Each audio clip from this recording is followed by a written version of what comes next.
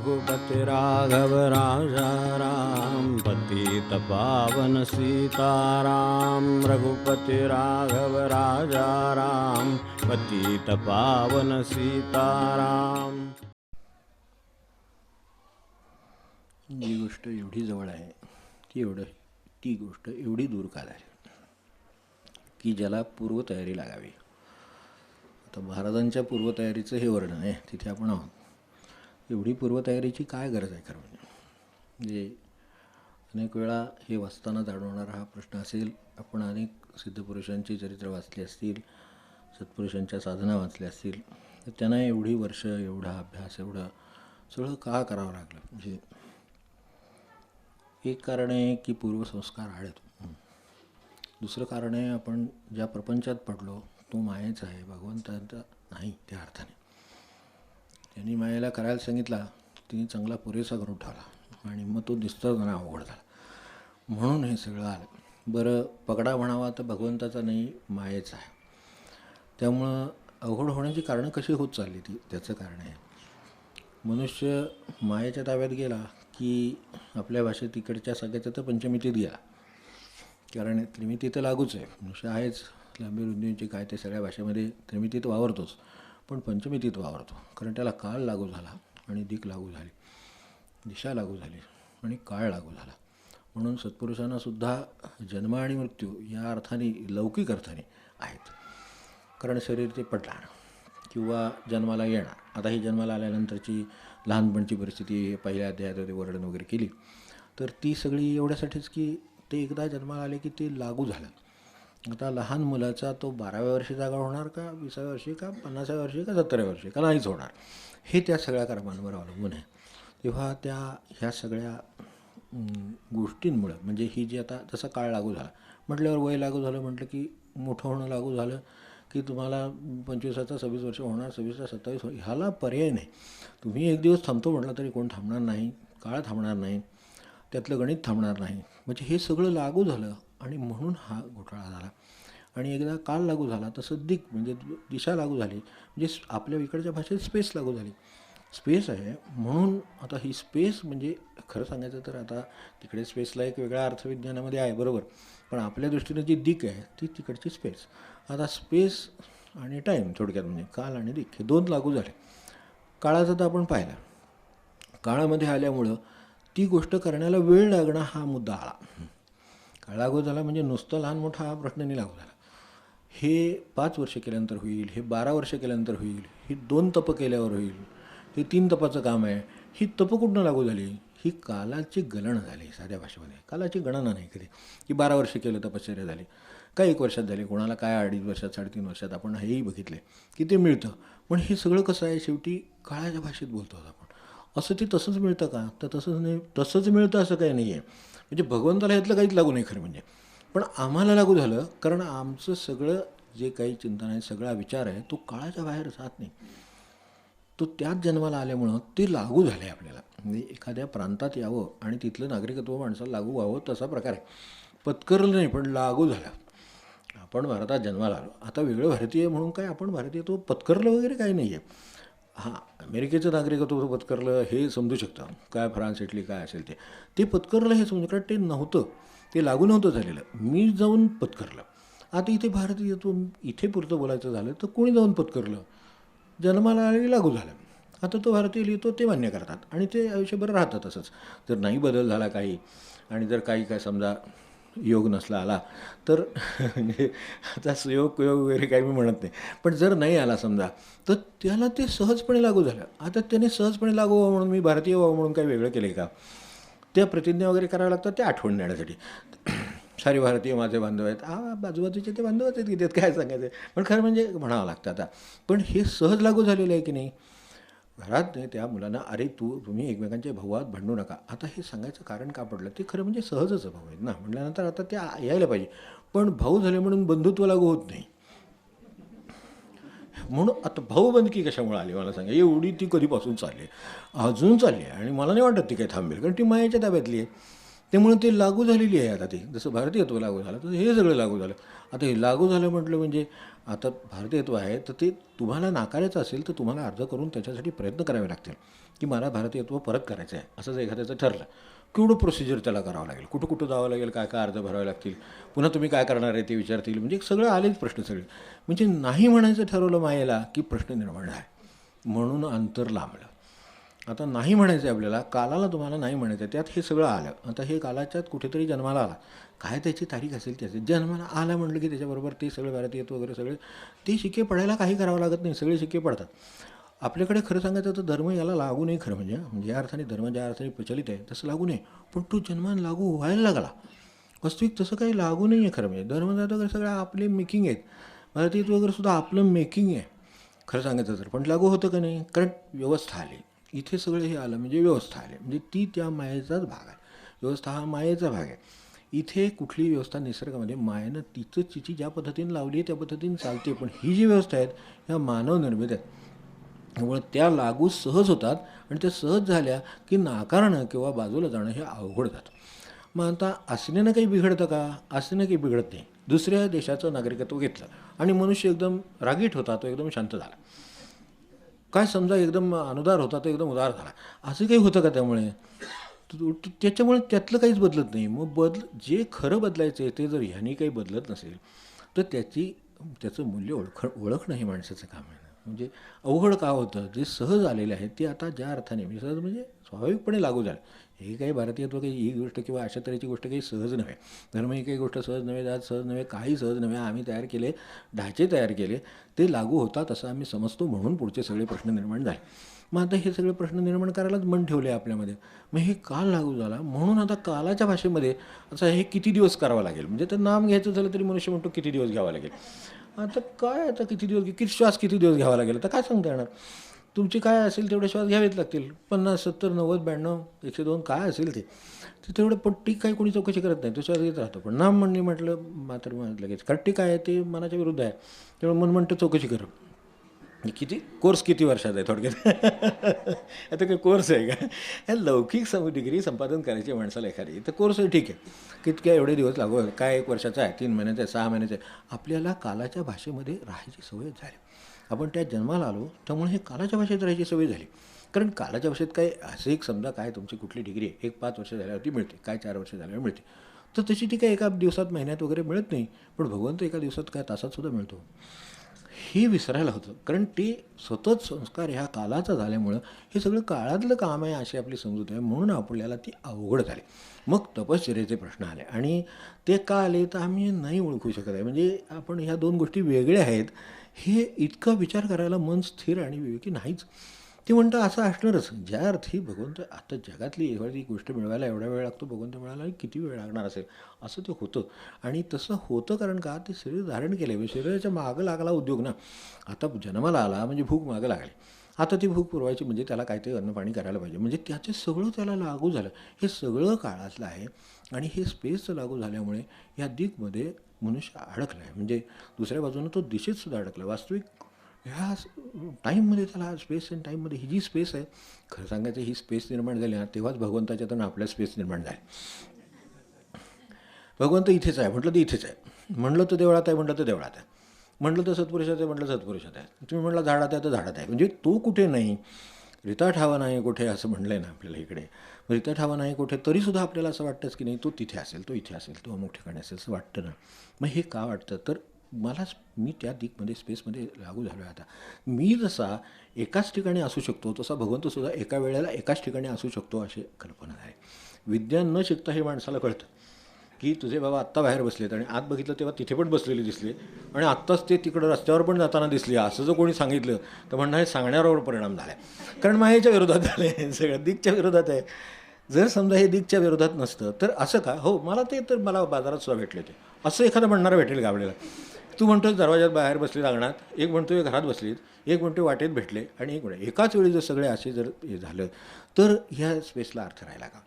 कारण ती एका वेळेला असं काही होऊ शकत नाही अशी आपली कल्पना आहे. म्हणून भगवंत सगळीकडे हे पटत नाही, म्हणून तो शोधावा लागतो. म्हणजे हे सगळं अवघड का झालं, आज पूर्वतयारी का लागायला लागली तर सगळं धुवून पहिलं काढायला ही पूर्वतयारी लागली. जेवढं भांडं करवडलं तेवढं उमळ्यात टाकावं लागणार. महाराज म्हणले ओढ्याच्या कडेत मी सगळ्या साधकांची चित्त त्यात जशी भांडी टाकतात तशी मी उमळत टाकलेली आहे. जेव्हा उमळून निघतील तेव्हा ती स्वच्छ होतील.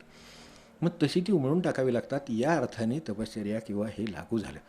मग आता ह्यात बाकीची मंडळी बसीच आहेत की ही पंचमहाभूतं झाली, ही तत्व झाली, हे 5 मिती लागू झाल्या, हे सगळं झालं आणि शिवाय मग पुन्हा ते अहंकार अष्टधा प्रकृती मनबुद्धी अहंकार ते बनगड आहेत ना, ती कुठं बाहेर आहे दिसायला? मन बाहेर दिसत नाही, अहंकार बाहेर दिसत नाही. ह्यातलं काय दिसतं बाहेर? त्यातलं काहीच बाहेर दिसत नाही. पण अहंकार जागृत होतो की नाही? होतो. असतो का नाही? मागं असतो. मनात असतो का नाही? असतो. बरं तसं म्हटलं तर मला काय कशाचा अहंकार नाही असं म्हणणारे आपल्याला किती भेटतं. विद्येचा नाही, पैशाचा नाही, माझा का आहे नाही असं याचे अगदी ऐकून घ्यावं असं असतं आणि गोड वाटतं ऐकायला. अहंकार नसणं जर कोणी सांगितलं तर गोड वाटतं की नाही? म्हणजे याचा अर्थ अहंकार नसणं गोड आहे खरं म्हणजे. बट यू चॅलेंज असं कृष्णमूर्ती म्हणायचं. तुम्ही चॅलेंज करा. ते चॅलेंज केलं की लक्षात येईल की अरे आहे.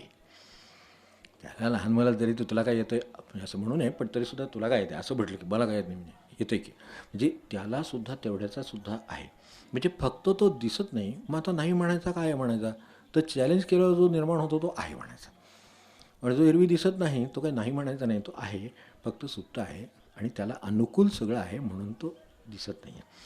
म्हणजे साहेबाला चॅलेंज करून बघा लगेच साहेबाचा अहंकार काय ते कळेल, त्या पोस्टचं काय आहे ते कळेल लगेच. कारण प्रत्येक ठिकाणी असं आहे, कारण उंच नीचे सगळं हे काल आणि दिकमध्येच लागू झालं ना. ह्यात लागू झाल्यामुळे हे सगळं लागू झालं. आता हे लागू झाल्यामुळे जो भगवंत साधा सोपा खरं सांगायचं जर विटेवर उभा करा कुठेही उभा करा तो तिथं हजर आहे. पण ते तसं दिक्कालामध्ये लागू झाल्यामुळे हे जात नाही गाडापुढं आणि त्याच्यासाठी ही पूर्वतयारी आहे. मग त्याच्यात जे अडतं ते हे सगळं यामधलं आहे एवढं लक्षात ठेवा की ही जी अष्टधा प्रकृती त्याच्यातली ही आहे आणि ह्या पंचमहाभूतातला असल्यामुळे ती एक प्रकृतीने आपल्या शरीराची प्रकृती म्हणून असं लागू झालं पंचमहाभूतानी आणि इकडे ह्या मितीने लागू झालं. त्यात ही काल आणि दिक आल्यामुळं म्हणजे हे आपल्यावर बंधनं पडले आणि मग ती सोडवण्याचा प्रश्न आला. बंधन तरी पडलं आहे कुठं आणि सोडवायचं आहे कुठं? नसलेल्या बंधनाचा निराश आणि असलेल्या आनंदाची प्राप्ती म्हणजे मुक्ती. आता काय रमणांच्या सारख्याने म्हणावं म्हणजे बरोबर आहे ते, कारण ते तेवढे खोल गेले. त्यांच्या लक्षात आलं की तसं माझ्यावर बंधन कसलं आहे का म्हटलं तर खरोखर नाही आहे. पण मला बंधन वाटतं. बंधन म्हणजे काही बांधणारी गोष्ट म्हणजे अशा अर्थाने नाही. मग अशा अहंकार म्हटलं तर अहंकार केवढा थोर बांधणार आहे. विद्येनं होईल, पत्तेनं होईल, पैशानं होईल, लोकसंग्रहानं होईल, कशाने होईल, पण त्याला तो झाल्याशिवाय राहणाने तो बांधून टाकतो. म्हणून तो त्याला त्याने झाला की त्याला काचतो. जो नाही म्हणतो त्यालासुद्धा तो काचतो किंवा दुसऱ्याला काचतो, त्रास होतो. याचं कारण की तो आहे ते ह्या सगळ्यामध्ये ही सगळ्या प्रकृतीने ह्या भगवंत दूर गेला. आता असं म्हणजे एकाने हा प्रश्न विचारला आहे निसर्गाचा आहे हा नाही आणि त्याला सत्पुरुषाने प्रश्न विचारलेले की असं भगवंतानी तरी का करावं? तर भगवंतानी खरं काही केलेलं नाही. मग त्यांनीच आम्हाला दूर करायचं आणि मग पुन्हा जवळ यायचे कष्ट द्यायचे. एवढा उद्योग करण्यापेक्षा सरळ जवळ ठेवावं. म्हटलं आपण जवळ ठेवण्याच्या योग्यतेचे नाही आहे म्हणून हा प्रश्न आला नाही तर काय होणार आहे?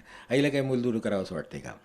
आता सरळ वागत नाही म्हणजे तिथं कोपऱ्यात बसून ठेवते की नाही मला सांगा. कुठली आहे असू दे म्हणजे अगदी प्रेम आहे सगळं खरं आहे नंतर जवळ घेणं हे खरं आहे, पण तरीसुद्धा कोपऱ्यात बसून ठेवते, त्याला शिक्षा करते. पूर्वीच्या काळात ओणं वगैरे काय अलीकडे असं काय करायचं नसतं कायद्याप्रमाणे कुठे, कारण बालमनाला फार त्रास वगैरे तर त्यामुळं तसं काय करायचं नाही.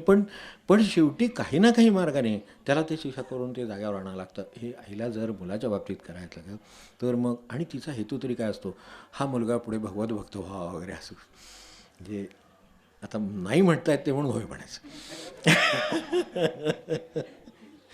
कोण म्हणेल की बाबा एखादा विवेकानंद व्हावा, एखादा हे व्हावं, एखादा रामकृष्ण व्हावा असं कोणाला म्हणजे आतूनसुद्धा जरी ते सगळं थोर असलं तरीसुद्धा शेवटी त्याने नोकरी चाकरी केली पाहिजे, शिक्षण नीट झालं पाहिजे हो की नाही. त्याला काय ती कुठं काय जे काय प्रयत्न करायचे ते सगळे UPSC MPSC आमकं तुमकं सगळं केलं पाहिजे त्याने, कारण ते केलं तर आमचा मोठेपणा टिकून राहणं अडचण ती आहे.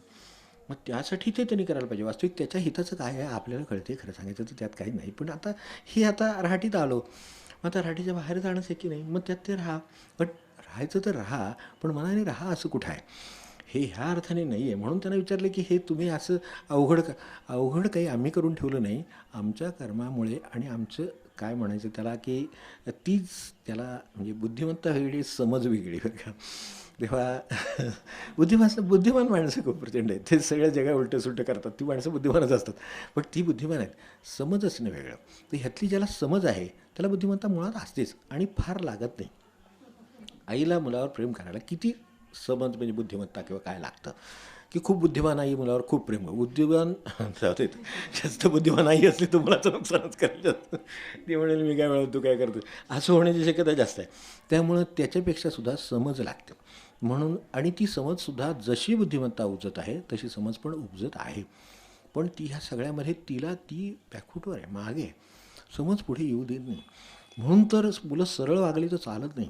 मुलांनी म्हणून म्हटलं ना, मुलांनी शाळेत समजा बाबा आल्यानंतर त्याच्या दप्तरातलं जर आपल्याला कंपास दिसला नाही आणि जर काय झालं म्हणून विचारलं आणि त्याने सांगितलं एखाद्याला त्या माझ्या मित्राला नव्हता मग त्याचा हरवला आहे म्हणून मी त्याला दिला, तर म्हणणार तुला काय कळत नाही का साधं. वास्तविक आता त्याच्या मित्राचे नाड आहे, गरीब आहे समजा, किंवा त्यांना त्याच्याकडे नाही आहे, त्याला हवं आहे. 2 पेन्सिली असल्याने एक दिली तरीसुद्धा घरी आल्यावर एक पेटी तरी बसते. ऐकून तरी घ्यावं लागतं, शब्दाचा मार तरी पडतो की तुला कळत नाही का व्यवहार काय. असं करायचं नसतं. तू मागेसुद्धा असंच केलं, परवासा तसंच केलं. आता तो सरळ आहे त्यामुळे तसं करतो. त्याला पेन्सिल नाही म्हणलं त्याला द्यावीशी वाटते. आणि आपल्यासारखं लक्षात ठेवून मागून घ्यायचं त्याला अजून ज्ञान झालं नाही. हे काय ज्ञान आहे, ते बुद्धिमत्तेतलं आहे. हे खरं नाही. आपल्याला जे खरं म्हणून समज सहज असते. आता त्याच्याजवळ नाही आहे म्हणून दिलं आहे. तर बरं आपल्याला 1,00,000 पेन्सिल घेतल्या तरी नडणार नाही खरं सांग. पेन्सिल मी साधी सीस पेन्सिल किंवा साधी पेन्सिलच म्हणतो आहे. मी कुठली फॉरेन वगैरे इम्पोर्टेड म्हणत नाही आहे. जे तुम्ही म्हणाल ते फार महाग असतं. पण पाटीवरची पेन्सिल ते काय ते ह्याच्यात देतात तर बॉक्सला ते जे बाहेर जे काय असतं ना कवर त्याच्यात ते पेन्सिली टिकतील असं बघितल्यावर सुद्धा वाटत नाही. पेन्सिलीची ज्यांना आणायची सवय असेल किंवा आणले असतील म्हणजे मुलांसाठी नातवंडांसाठी कोणासाठी किंवा स्वतःसाठी सुद्धा अलीकडे तेच बरं पडतं. तर तसं जर आणि काय आहे त्याच्यामध्ये हे आहे ना इकॉनॉमी आहे, नंतर पर्यावरणाला ते अनुकूल आहे वगैरे. आता हे लक्षात यायला लागलं त्यामुळे पाटीवर लिहायला लागली आता माणसं बऱ्यापैकी सुरुवात झाली आहे. तर ते गिरवून ते कागद आणि हे सगळं खराब करण्यापेक्षा एक पाटी घ्यावी हा फार पूर्वी सांगून ठेवलं होतं. पण आपल्याला बऱ्याच गोष्टी नंतरच कळण्याची यंत्रणा आहे. आत तर काय करणार. वास्तविक पाटीवर अक्षर गिरवावं, पाक्षीवर काय लिहायचं ते लिहावं, काय श्लोक लिहायचं तरी लिहावं. अगदी अक्षर म्हणजे काय हेच लिहायला पाहिजे असं नाही. पण ते असं सगळं झाल्यानंतर ते करता येतं. मग त्याने जर त्याचं जे जाते म्हणून त्याला दिलं, समजा त्यानं दिलं तर दुसरी दिली, कधीतरी त्याला सांगितलं, त्याने त्याचे आहे का नाही बघितलं, तो काय रोज उठून पेन्सिल वाटायला किंवा कोणी घ्यायला असं काही होईल असं नाही आहे खरं म्हणजे. कधीतरी होतं. पण ह्या सगळ्यात अडकल्यामुळं जी समज म्हणतो ती समज त्याच्याकडे आहे की याला काहीतरी दुःख आहे, काहीतरी उणीव आहे, तर ती आपल्याकडे शक्य आहे तर आपण पुरी करावे. तर त्याच्या बुद्धी आड येते. ती आता येताना ते लहान असल्यामुळे मोठ्यांची आड येते, पुढं स्वतःचीच आड येते. मग सगळ्या गुंडाळून जातात ना परदेशात आपल्याला, म्हणजे सगळ्यांना गुंडाळून, सगळ्या गुंडाळून नाही. काय करतो आपण, काय नाही करत, मागणं हिंडत बसतो तर काय करणार दुसरं. म्हणजे हे सगळं आपल्या डोळ्यासमोर. ते का होतं तर ही बुद्धिमत्ता तिकडे लागली म्हणून तसं होतं. हीच बुद्धिमत्ता समजा या मला अनेक वेळा असं वाटतं ह्या माणसात नेपोलियन वगैरे ही सगळी मंडळी आहेत किंवा अलीकडची ही सगळी मंडळी अशी निघून जाणारी वगैरे आहेत, ती समजा परमेश्वराच्या मागाचं लागली असते. काय केलं त्याने, आपल्याला दर्शनच घडवलं असतं नाही. म्हणजे तसा विचार केला जातो. पण हे बुद्धिमत्तेचं काम नाही ना, हे सगळं मायेतलं काम आहे. मायेत जास्तीत जास्त काय करतील, आपल्याला फसवतील. त्यामुळे त्याच्यातलं काय उपयोग नाही इकडे. ह्याच्यात जे लागतं ती समज लागते. म्हणून आपल्याकडे गरिबाला भगवंत सोपा आहे, श्रीमंताला किंवा बुद्धिमंताला तो अवघड जातो, कारण तो त्याच्या पलीकडे आहे ना. तर तो खरं सांगायचं तरी ह्याच्यात तो कुठे येतच नाही. पण आम्ही ह्यात लागू झालो, आमच्यावर संस्कार तसे झाले म्हणून हे अंतर वाढलं. खरोखरच स्पेसनी येऊन स्पेस वाढवली आहे आमच्यातली भगवंताची. खरं तो आतच म्हणजे खरं सांगायचं स्पेसचा प्रश्नच येत नाही. समजा आपण आपल्या घरामध्ये बसलो आणि आता मला माझ्या घरी जायचं आहे असं कोणी म्हटला, म्हणजे म्हणू नये त्यांनी मोठ्याने, कारण बाकीच्यांना हे समजणार नाही हे ह्या भाषेतलं. तर मला माझ्या घरी जायचं आहे असं जर तो म्हणाला तर ते कोणाला पटणार नाही. कारण का, तो तुझ्याच घरी आहे तर आणखीन कुठल्या घरी जायचं आहे. आता बाहेरच्या कवड्याच्या मित्राकडे बसला आहे किंवा आणि कुठे बसला आहे आणि चला आपण घरी जाऊ म्हणला, मला आता घरी जायचं आहे असं म्हणला तर ते पटतं. म्हणजे स्पेस किती आत पकडू नये, काल किती पकडू नये आत. तो असं जाणतो की इथे जे बसलो आहे ते घर नव्हे, आपलं घर तिकडे आहे, ते 1 किलोमीटरवर आहे, 5 किलोमीटरवर आहे, मला जायला लागेल, त्याला खर्च येईल, त्याला वेळ लागेल, ही दिक्कालने व्यापून टाकलेलं आहे सगळं. म्हणून त्याला त्या जागी भगवंत ही कल्पनाच येत नाही. आत कल्पना का करता येत नाही तर आतला ढाचा तसा झाला आहे. आणि तसा ढाचा झाल्याचे संस्कार, मी म्हटलं ना पहिल्या संस्काराची अडचण, तर ते जन्माला आल्यामुळं हे लागू झाल्यामुळं आम्हाला हा प्रश्न आला. त्यांना तो प्रश्न त्या पद्धतीनं त्याने, म्हणून मायामोह, पितृमोह, खेळगडी यांचा मोह. गेल्या वेळी आपण ते ग्रुपवरच होतो नाही का, खेळगडी, तर यांचा मोह, आप्त इष्ट ग्रहमोह, शरीरमोह सांडलेला. ते राहायला घर लागतं तर त्याचा मोह कशासाठी लागला, राहायला घर लागलं की बरं काय त्यातलं बरोबर तो घेऊन जाणार घरातलं? काय नाही. घरातली पेन पेन्सिल नाही, दगडमाती नाही, काय नाही, कुठल्या कपा नाही, काही नाही त्याच्यातलं नेता येत, हे माहिती असतं. उपयोगाला सगळं असावं लागतं, हे बरोबर आहे. पण उपयोगापुरतंच असावं लागतं, त्याच्यापेक्षा जास्त असावं लागत नाही. पण त्याच्यापेक्षा जास्त हवंसं वाटतं, कारण मोह, म्हणून मोह शब्द वापरला सगळीकडे, आणि तो भूल घालतो माणसाला. म्हणून संचयाकडे मनुष्य जातो. त्याला असं वाटतं की संचय जास्त झाला म्हणजे मी जास्त समाधानी किंवा सुखी होईल, अशी त्याची एक कल्पना आहे. पण संचयाने किंवा मोहाने किती लोक सुखी झालेत असं विचार त्या क्षणी मनात येत, की संचय केला आणि ते सुखी झाले आणि त्यामुळे त्यांच्याकडे लोक आले, समाधानी झाले. असं काही झालं आहे का? तर ते तसं ते होत नाही आहे. पण हे समजत का नाही, त्याचं मुळातलं कारण काय आहे ते सांगितलं. मग शरीरमोह, अयाचित उदरभरणं, फलाहार उपोषण, रसनेंद्रिय जिंकले संपूर्ण, इथे आपण बरोबर थांबलो. अजिंक्य देव, तेव्हा ते ब्रह्मास्त्र आहे असं गेल्या वेळेला आपण बघितलं होतं की हे ब्रह्मास्त्र आहे खरोखर माणसाला. म्हणून ब्रह्मास्त्र म्हणजे अशा अर्थाने की त्याच्यावर जसा जन्माला आला तसा काळात दिगमध्ये जसा सोडला तसं त्याला ह्या पोटापाण्यात सोडलेलं आहे. म्हणून मनुष्य खूप काळ त्या पोटापाण्यात त्या विद्येतूनही बाहेर येऊ शकत नाही. विद्येतून महाराज म्हणले ना की हे तुम्हाला लगेच यावंसं वाटतं, पण लौकिक विद्येत पोट पाणी भरायला 25 वर्ष विद्या शिकावी लागते, तरीसुद्धा पोटापाण्याची खात्री नाहीच, आजसुद्धा नाही. त्या काळी नसेल तर आज त्या काळी निदान काहीतरी शेतीवाडी असेल, कुठे काय असेल, कोणाच्या हाताखाली काम करतील, मजुरी करतील, आज ती पण शक्यता राहिली नाही. म्हणजे त्या ठिकाणी म्हणून आज आपण लाखो म्हणजे एक एवढीशी परीक्षा दिसली तर त्याच्या मागे 70 लाख बसले, 80 लाख बसले, 50 लाख बसले, जागा 2000, 1500, 2200 ह्या जागा. आता हे का असं झालं? म्हणजे इतका काळ ते जे बसले ते सगळे ग्रॅज्युएट, पोस्ट ग्रॅज्युएट, काय झालेले आहेत, तरी ते बसतात. म्हणजे ते म्हणजे मग 25 वर्ष घालवतात, तरी ही विद्या, पोट भरायची विद्यासुद्धा मिळत नाही. ज्याच्याने पोट भरत नाही, जी विद्या घेतो त्यांनी पोट भरेल याची सुद्धा माणसाला शाश्वती नाही. असं जर आहे तर भगवंत तुम्हाला कसा एकदम तुम्हाला मिळावा, हे विचारण्याचं कारण एवढंच की ह्याच्यात त्याच्या आड खरोखर काही नाही आहे, पण समजून घेतलं तर तो आत्ताही मिळेल. म्हणून शाळेतल्या मुलालाही हे कळू शकतं, त्यालाही भगवंत मिळू शकतो, विद्या असली तरी मिळू शकतो, नसली तरी मिळू शकतो. खरं त्याच्याकडं काय नाहीच आहे, त्याला आड काय असायचं आहे, स्वतःच्या आड काय आहे, काहीच नाही. भगवंताच्या आड काही नाही. तर ते जे आड आहे असं जे वाटतं ते सगळं काढण्यासाठी तपश्चर्येचा प्रश्न आला. ते काळात आणि दिगमध्ये आलं म्हणून तपश्चर्येचा प्रश्न आला, कारण तो काळाला लागू आहे. मग ती 12 वर्षाची अर्धतप अमकतप हे सगळं कशासाठी? तर हे यात आलो म्हणून. आणि एकदा आलो आहे पण त्याचं आकलन होऊन ती समज जर आली की अरे हे असं काम नाही आहे, हे मूळ शोधून जर पाहिलं तर हे काम फार काळाचं नाही आहे, सोडायचाच विषय आहे. गोळा करायला वेळ लागू शकतो, पण सोडायला किती वेळ लागतो? तर सोडायला कमीच वेळ आहे. फक्त जर गोळा करायचा असेल तर मात्र सगळे प्रश्न आले. ह्यात भगवंताचा गोळा करायचा काय विषयच नाही आहे, मला सोडायचंच आहे. तर मोह आहे तर सोडायचं आहे, तर त्याच्यातला पितृमोहापासून सुरुवात केली. कुठेही करावी वसती. रसनेंद्रिय जिंकले गेलेला ब्रह्मास्त्र का म्हणलं तर त्याच्यातच सगळा सूक्ष्म मार्ग आहे. जे आड येतं ते दूर करण्याचा मार्ग हा शेवटी मनामध्येच आहे ना. तर त्याच्याकडे जाणारा मार्ग कोणता आहे? तर तो अन्नातून तिकडे जातो. आता उपनिषद आपल्याला काय सांगत बसत नाही वेळेच्या अभावी, पण 2 मुद्दे त्याच्यात सांगितलेले आहेत की एक हे अन्नातून, अन्नाने वासना बनते हे जे महाराज म्हणले ते उपनिषदातलंच सोपं म्हणलं आहे, बाकी काही नाही, त्यात तेच म्हणलं आहे. आणि त्यांनी तिथं बुद्धी, म्हणून बुद्धी पालटता येत नाही हा जो विषय येतो सारखा, तो बुद्धी नाही, मन पालटता येत नाही आहे. खरं सांगायचं तर अडचण अशी आहे की मन नाही तयार होत.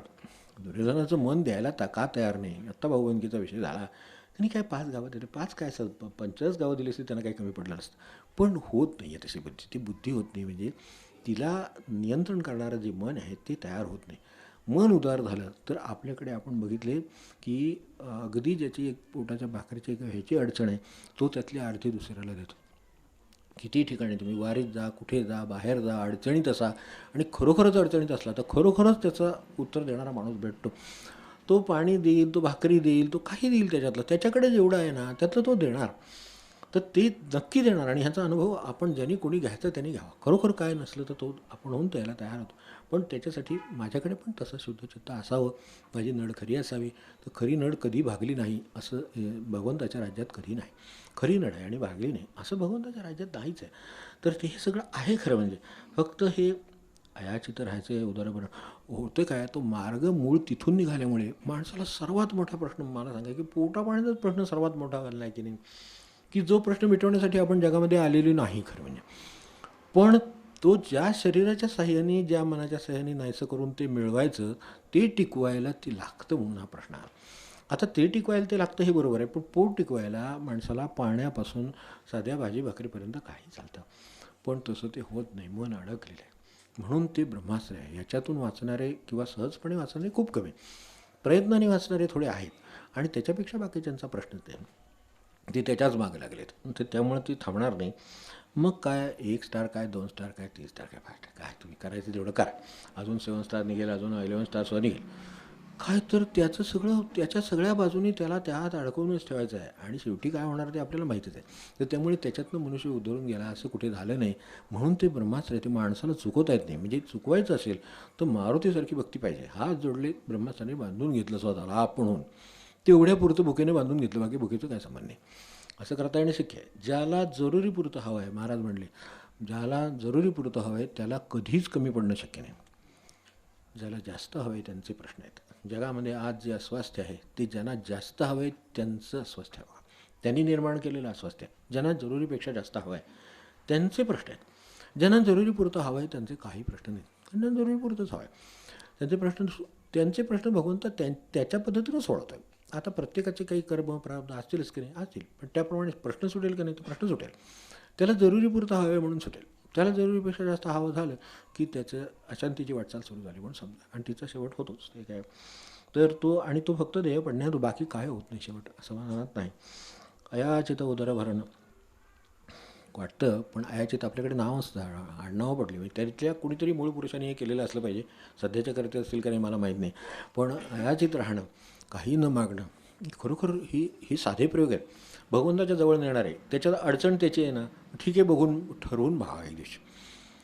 अगदी प्राणकंठाशी आले ना आता उठायची परवानगी आहे, काय प्रश्न नाही, पण सकाळपासून उठून बघावं. आता आपलंच देणं कर्तव्य असेल तर देण्याचा प्रश्न आला, पण स्वतःला खाण्याचा प्रश्न आहे, तर तिथं आपल्याला हा प्रयोग असाही करता येण्यासारखा आहे आणि तसंही करता येण्यासारखा आहे, दुसऱ्या बाजूला सुद्धा करता येण्यासारखा आहे. की समजा काय आपल्याला काय पाणी हवं आहे, काय अमुक हवं आहे, काय अन्नाचं, मी म्हणतो त्यांना अन्न तरी, पाणी सोडून अन्न तरी देणार. आज काय देतील तेव्हा जेव, जे देतील ते जेव. दैवे मिळेल त्याची खावे, रामकृष्ण हरिराम. नुसतं आपण काय टाळा अजून उपयोग नाही, होय की नाही, म्हणायला पाहिजे, करायला पाहिजे. मग दैवे मिळेल त्याची खावे. बघूया किती होतं, 7 वाजले 8 वाजले, अजून काय चहाचा पत्ता नाही. काय जगात काय उत्पात होणार आहे एवढं बघावं आहे, काय होणार आहे. पण म्हणून म्हणतो असं कसं चालेल, मी 5ला उठलो, 6 वाजले 7 वाजले, म्हणजे हे पण असं काही आहे का की ज्याच्यामुळं आता प्राणघंटाशी आले. काय एक भांडभर पाणी, अगदी अयाचित काय आपण बाहेर रस्त्यावर राहिलो नाही तर घर आहे तर आपण पाणी प्यालो आणि समजा 9 वाजले 10 वाजले आणि एकदा पाणी प्यालो, काही होत नाही. मनुष्याचं शरीर हलकं होतं एकदम. त्यावेळेला त्याला गणित सोडवायला द्या, जप जप जप सुट, तर ते त्यावेळेलाच. म्हणून जपसुद्धा आपल्याकडे बाबा महाराजांनी जी उत्तम वेळ सांगितली ती जेवणापूर्वीचा 1 तास. हे का सांगावं लागलं त्यांना? जेवणापूर्वीचा 1 तास हा जपाला सर्वात उत्तम काळ, कारण जेवला की गेलाच होतो.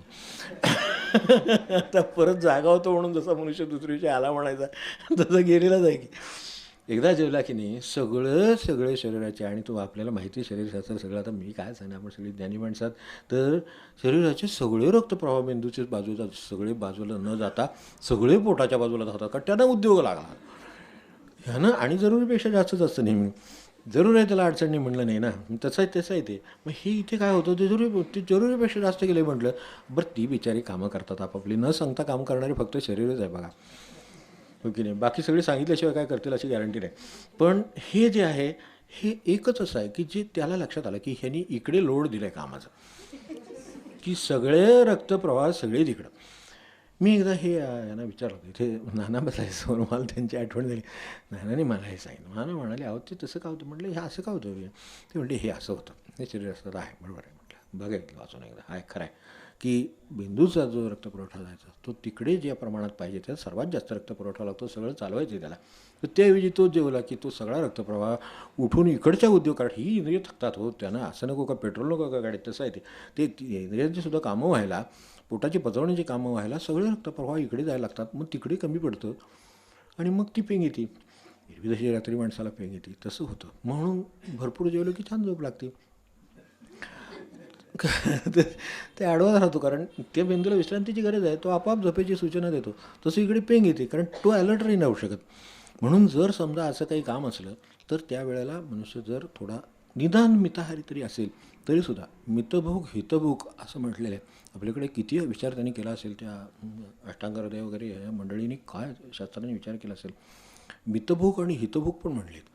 म्हणजे कमी खाईल पण कमी काय खाईल हे काय सांगता येते, म्हणून हितभोग म्हटलं बरं. म्हणजे नुसता कमी खाणारा नव्हे, कमी पण हिताचं खाणारा. कारण पुन्हा ते तामस खाल्लं तर काय करायचं, म्हणजे तिकडे जाणारा संदेश पुन्हा वाईटच जाणार.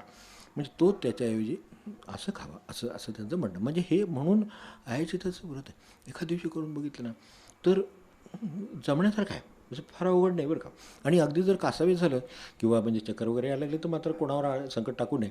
पण तेवढं करून बघायला काय अर्ध्या तासाच्या जागी तास तास. आणि खरोखर लोकांना आपली इतकी सवय झालेली असली घरातल्या, ते आपल्या म्हणण्याच्या आधीच आणून ठेवतात, चहा आधीच आणून ठेवतात, नाश्ता आधीच आणून ठेवतात, जेवायला आधीच हाक मारतात. त्यांना माहिती आहे ना नाही निभत, ते आपलं ते वेळच्या वेळेला आपलं सगळं केलेलं बरं हे त्यांना माहीतच असते की.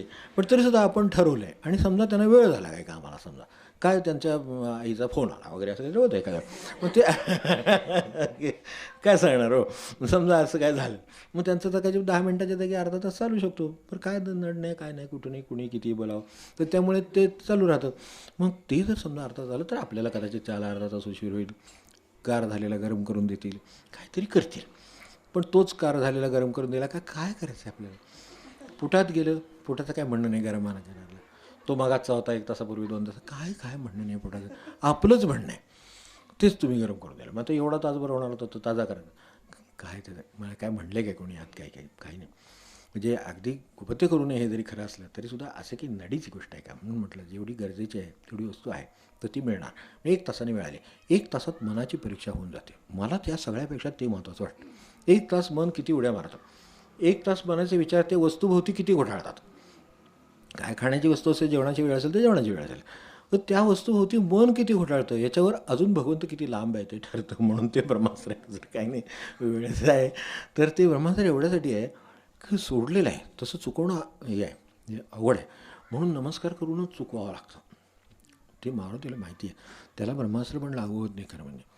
पण तो म्हणला की ही संधी आहे त्या वेळेला थेट ह्याच्यात जायची, एकदम उच्च न्यायालयात जायची सर्वोच्च, तर एकदम तिथं जायची संधी त्याला भेटायची रणधी रावणाची तेवढीच आहे.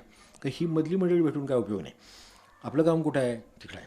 तर तिकडे जायला ही संधी चांगली आहे. त्यामुळे आपला हात जोडून त्याने ते बांधून घेत असं बा आता बरोबर सापडला कुठला तो सुट्ट कधी तर ती हेच सापडले उलटे. तर त्यामुळं त्याला तिथं जायचं होतं म्हणून त्यासाठी वापरलं. म्हणजे हे असं अयाचित राहणं म्हणजे त्या ब्रह्मास्त्राला उत्तर आहे ते. तुम्ही ब्रह्मास्त्र सोडले ना, मी अयाचित राहतो, भाऊ काय होते काय होत नाही. 11 वाजले 12 वाजले मनुष्य व्यवस्थित राहू शकतो. आणि त्यातून अगदी कलकलला तर ठीक आहे, सांगा बाबा कलकलला आता. म्हणजे अयाचित राहण्याची आपली कुवत किती आहे हे कळलं ना निदान. 15 मिनटं 10 मिनटं 20 मिनटं काय असेल ते, जे काय 2 तास 5 तास काय असेल ते तेवढं राहू शकतं. मग आपल्याकडे पूर्वीच्या काळी आता ही पूर्वीच्या काळी आजसुद्धा आहेत अशी निग्रही मंडळी आहेतच की ते निग्रहावर राहिलेच ना तसे. आज आपल्याकडे ह्याचं अंचन करतात, त्या अंचनामध्ये सुद्धा किती प्रकार या अंचनामध्ये आहेत. तर त्याच्यातसुद्धा अगदी निराहार याचे राहणारे हे सगळे आहेतच ना, हे सगळे ह्याच्यातच आहेत ना. मग तसं प्रयोग करणं इतकं अशक्य याच्यातला भाग नाही. मग तो प्रयोग केल्याने होतं काय की तिथे ओढ बसते आणि अन्न तुम्हाला हवं असलं तरी मिळणार नाही आहे, किंवा ज्या वेळेला दैवे मिळेल त्याची त्यावेळेला मिळणार आहे. म्हणजे दैवानेही मिळणार आणि जे मिळणार तेच मिळणार याची सवय होऊन जाते मनाला. त्यासाठी त्या अयाचिताचं व्रत आहे. तर त्याच्यात आता अमुक का किंवा अमुक का नाही हा विषय नाही. दोन्हीमध्ये मनुष्य अडकलेला आहे. अमुकच दिलं तरी अडकलेलं आहे, अमुकच का नाही ह्याच्यातही अडकलेलं आहे. ते त्याला सोडवण्याचं काम केलं तर चित्तातलं एक काम सुटलं.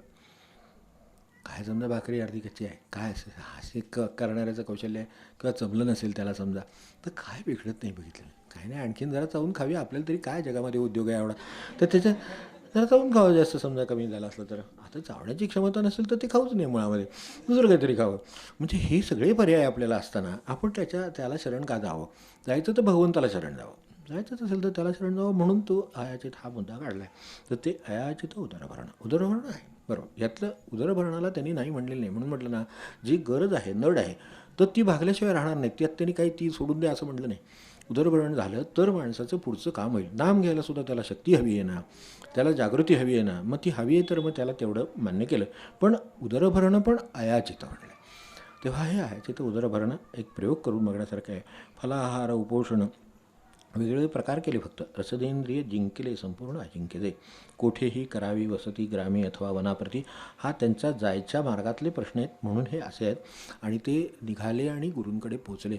आजच्या काळात ही एवढा अवघड राहिलेलं नाही, पण तरीसुद्धा जर जायचंच असेल तर आपल्याला हेही शक्य आहे आजच्या काळात. आजही त्या आता काय गोंधळ असो आणि कुठे येणार असो, चालत जाणारी मंडळी आहेतच ना, ते जातातच ना, त्याचा प्रयोग करतातच ना. मग चालताना काही माणसाला काही अगदी अलगद नाही असं वाटतं का? त्याला कष्ट पडतात ना. पण मी ते त्यांच्यासाठी कष्ट घेतो आहे, त्यांच्या दर्शनासाठी. नाहीतर मला अलगद दारातसुद्धा गाडी सोडेल, पण ते मी नाही करणार. मग घरातून बाहेर पडल्यावर मिळेल त्या वाहनाने जाईल. ज्यांची शारीरिक क्षमता आहे त्यांना म्हणेन मी, पण ज्यांची शारीरिक, म्हणून ती तपश्चर्या लवकरच्या वयातच सांगितलेली आहे. ती लवकरच्या वयात एवढ्यासाठी करायची की त्याचे सगळे प्रकार करता येणे शक्य असतं. म्हणून त्यावेळेला हे केलं तर त्याचा अनुभव पण तसा येतो. कारण भगवंताला तुमची काळजी आहे. गेल्यानंतर बाहेर पडल्यानंतर तुमची इच्छा असेल तर वाहन कसं मिळणार, कोणतं मिळणार, कुठंपर्यंत सोडणार, कुठं थांबावं लागणार, त्यांना सगळं कल्पना आहे. पण आम्हीच जर प्लॅनिंग करून बसलेले आहोत तर भगवंत म्हणेल आता तूच कर प्लॅनिंग, असं सगळ्याचं. ते आमचं करून ते तडील जात नाही. आपल्या प्रपंचाची एवढी प्लॅनिंग करून कुठे तडली गेली मला सांगा. मला काय म्हणजे त्यांची गेली आहे तसं वाटतं आहे, आपण समजू, पण समजून घेऊ. समजू म्हणण्यापेक्षा समजूनच घेऊ. तर त्यापेक्षा समजून घेऊ, पण ती करून होत नाही. मग भगवंताचंच म्हणून अरविंदांसारख्या माणसाने जे म्हटलं ना, there is a divine planning. तुम्ही उगाच इकडे जे काय हालचाली आहेत त्या तुमच्या त्या काय असतील त्या करा, गुरुंनी काय सांगितलं असेल ते करा, याच्या पलीकडे काय करायची गरज नाही. सगळे जग चालणार आहे, व्यवस्थित चालतं आहे आणि चालणार आहे. माझं मनाचा रेझिस्टन्स आहे तिथे तो फक्त बाजूला करा. माझ्या मनाचा विरोध आहे, माझ्या मनाचा स्वीकार, तिथे काय ती गडबड आहे त्याला बाजूला करा. एकदा ज्याला मनाला बाजूला करणं जमलं त्याला सगळा परमार्थ जमला. नाहीतर मनाने ग्रासला तो ग्रासलाच, तो आयुष्यभर स्वग्रासलेला राहू शकतो. म्हणून हे अयाचित उदरा भरणं आणि कुठेही करावी वसती. आता त्यांच्या काळी चालतच जायचं होतं, त्यामुळे वस्तीचा प्रश्न होता. आज ते प्रश्न त्या अर्थाने राहिले नाहीत. पण मूळ मुद्दा गेला का? नाही. आमची सोय 5 स्टार पाहिजे असं पाहिजे का? काही काय नाही. आमची सोय उत्तमच झाली पाहिजे असं आहे का? नाही. मला जिथे सोय होईल, जिथे अंग टाकता येईल तिथे, धर्मशाळा असते, हे असते, काय जे देऊळ आहे काय असेल तिथे.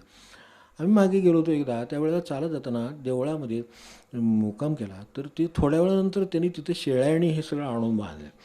ते आणि आम्ही काय आता ते बदलं. आता काय आपल्याला तसा काय फरक पडतो? झोपेला काही फरक पडत नाही. मारुतीच्या देवळात त्यांची पद्धत असेल तशी, आता काय ते सगळे उरलेले काय जनावर वगैरे ते बांधून ठेवत असेल. आम्ही झोपलो, थोड्या वेळामध्ये खडखड आवाज आलेला म्हणून बघितलं, तर ती नेहमीची मंडळी आली. म्हटलं आता हे काय करतील ती करतील. आपण तर देवळात आपल्या त्यांना सांगितले, नमस्कार केला, आम्ही ते झोपलं, चालेल का? चालेल म्हणले. साधारण आमची योग्यता बघून म्हणले काय काय कोणा ठोकण, त्यांची जागा ही दिसते. आम्ही आपलं मारुतीकडे बघून बघितलं, आता काय करणार. पण समजा हे असं झालं तर आता त्यांनी आपल्याला काय फरक पडला? उलटं ते सगळं ते असल्यामुळे जाग राहिली आणि ती लवकर उठतात तसे. त्यामुळे आपाप लवकर उठा, रस्त्याला लागलं. आपल्याला काय पुढे देवाकडे जायचं आहे ना, तर तसं ते फार अवघड नाही. फक्त समजून, म्हणून म्हणलं ना, समज ह्या कालदेखणी घालवली, प्रपंचाने घालवली, संस्काराने घालवली, आपल्या पूर्वक्रमाने घालवली, ती जर एकदा मिळवली ना. म्हणून कृष्णमूर्तीने सगळ्यात मोठं महत्त्व समज ह्या गोष्टीला दिलं.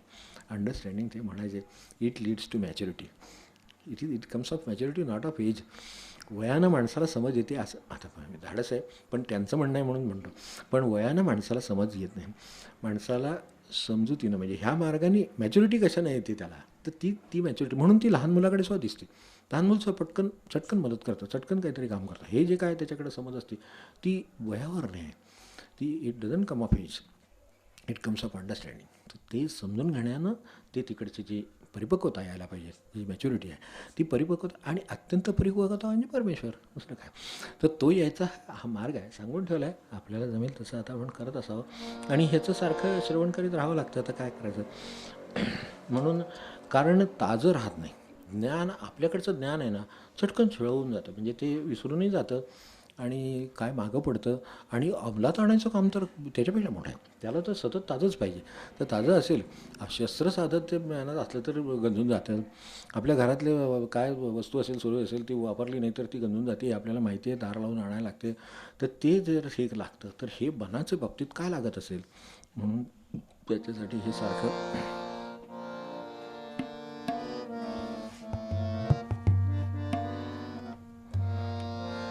न दिसे देव असुनी डोळा, लागे अंजन वेळो वेळा. न दिसे देव असुनी डोळा, लागे अंजन वेळो वेळा. न दिसे देव असुनी डोळा, लागे अंजन वेळो वेळा. न दिसे देव असुनी डोळा लागे अंजन वेळोवेळ तुळशी माळ देही धरिली देह बुद्धी नाही गेली तुळशी माळ देही धरिली देह बुद्धी नाही गेली तुळशी माळ देही धरिली देह बुद्धी नाही गेली न दिसे देव असुनी डोळा लागे अंजन वेळोवेळा न दिसे देव असुनी डोळा लागे अंजन वेळोवेळा उदंड सद्भक्तीचे श्रवण उदंड सद्भक्तीचे श्रवण हो कृपा राहण्या भान हो कृपा राहण्या भान उदंड सद्भक्तीचे श्रवण उदंड सद्भक्तीचे श्रवण हो कृपा राहण्या भान हो कृपा राहण्या भान दिसे असुनी डोळा लागे अंजन वेळोवेळा न दिसे देव असुनी डोळा लागे अंजन वेळोवेळ वेन म्हणे झाले गेले कृपे सार्थक होवो उरले वेन म्हणे झाले गेले कृपे सार्थक होवो उरले वेन म्हणे झाले गेले कृपे सार्थक होवो उरले जानकी वनस्मरण जय जय राम